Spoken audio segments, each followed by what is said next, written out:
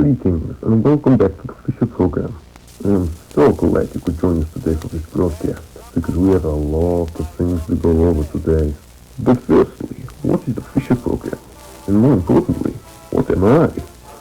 Firstly, the Fisher program is an educational news series created to help people defend themselves and their families and to also help humanity find its faith. It was set up and is funded by the church, as you have probably figured out by now. But first, I need to get you familiar with the church we are connected to. We are not part of any of the three dominant churches you may be thinking of, that being the Catholic, Protestant, and Orthodox churches respectively. We are connected to a relatively new Second Creedalite Church, which was founded recently to revive the traditions and customs of the now long-dissolved Old Creedalite Church. But this is a separate topic for another day. All you need to know is that we are all funded by the Second Creedalite Church, and we stand for their values of Christianity, not Catholicism or Protestantism. Now secondly, who and what am I? I'm clearly not human, and I'm not one of these unspeakables we'll talk about later. Then what am I? Well, now you're familiar with the church, I can explain what I actually am. In the Catholic Church, the hierarchy has the Pope at the top, seemingly next to God, and the cardinals are step beneath. Now, in the Creedalite Church, it doesn't have a pope. In fact, it isn't led by a single person. The Creedalite Church is led by a council of 8 cardinals.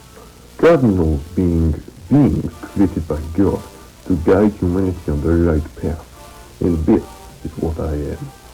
I am one of these cardinals manifested by God to help guide humanity onto the right track.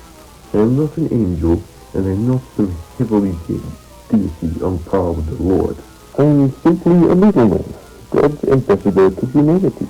Great, now that we've got that out of the way, I think it's a good time to talk about the Day of the Lord itself. The Day of the Lord is a metaphysical event in which God decides humanity has committed great sins, and lets demons crawl into the human world of punishment.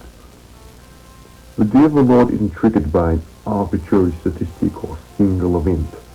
God only resorts to it if humanity has consistently ignored his teachings and committed sins. The Day of the Lord is marked by the arrival of the Nephilim, titanic-sized beings which act as God's final message to humanity.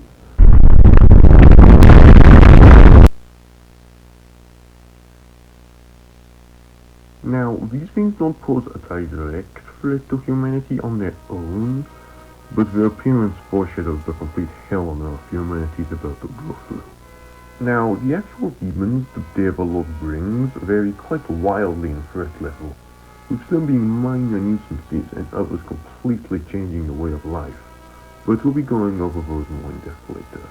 Humanity's only way to survive the Day of the Lord is redeeming themselves in the eyes of God, which can be achieved only by following the Second Creedalite Church and its teachings unconditionally.